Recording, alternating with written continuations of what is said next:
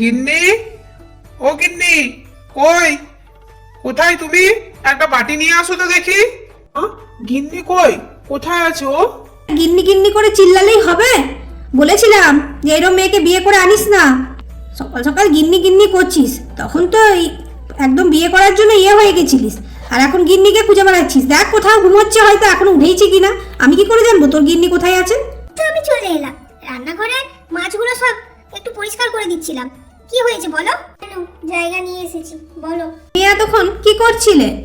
আমি একটু মাছ ধুচ্ছিলাম, মাছগুলো সব আঁশ ছাড়াচ্ছিলাম। আচ্ছা ঠিক আছে, এখন এত কথাবার্তা বন্ধ করো, আমি একটু আসছি, কাজ আছে আমার। মাছ দেবো তোমাকে? না, তোমার এই ঝোলটা দিয়েই আমার এক প্লেট ভাত শেষ হয়ে যায়, আর লাগবে না। আচ্ছা, মা খাবার খেয়েছে? মনে হয় উপোস করেছে। মা তো এত বয়স হয়ে গেল আর এখনো উপোস করছে, শরীরটা দিন দিন আরোই খারাপ হয়ে যাবে। মাকে একটু উপোস করতে মানা কর। মা, তুমি কেন খাওনি এখনো? বলেছিলাম আগে মাছ না করে আমার নিরামিষ খাবারটা আগে চাপিয়ে দিতে। এখন না খেয়ে আছে মানুষটা, ভাবলাম অনেক খেটে খুটে বাইরে থেকে এলো, তাই ভাবলো ওনার খাবারটাই আগে চাপিয়ে দিই।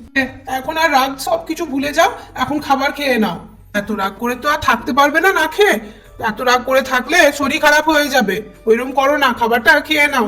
এই সংসারে থাকবো না আমি, কালকেই বড়দির ঘর চলে যাব। আগে খাবারটা তো খেয়ে নাও, কালকে তখন যাবে না হয়। খাবার দিয়ে দাও। দিচ্ছি।